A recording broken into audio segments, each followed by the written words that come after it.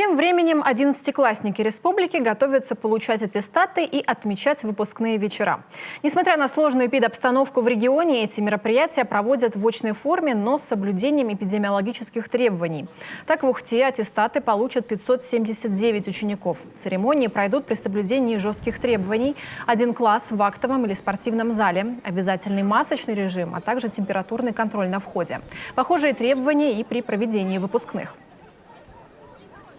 Там, где будут проходить выпускные вечера, безусловно, должен быть проведен температурный режим, соблюден. Если у человека повышенная температура тела, его не допустят на праздничное мероприятие. К этому должны быть готовы наши и выпускники, и родители, и педагоги, потому что существуют такие требования. Санитарная обработка рук, безусловно. Ну и там, где это возможно, масочный режим. Сами школьники к выпускным готовятся основательно, хотят сделать памятным торжественный день прощания со школой. Ребята с волнением ждали, разрешат ли это мероприятие в очной форме. Мы с ребятами где-то после Нового года собрались. Нас было 10 человек, организаторы. Мы договорились, что нам нужно снять какой-то видеоролик. Этот видеоролик мы снимали на протяжении 2 месяцев, с мая по июнь.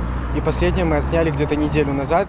Была такая информация, что вроде как вообще не будем праздновать. Мы очень сильно расстроились, но потом эта информация опроверглась, и слава богу.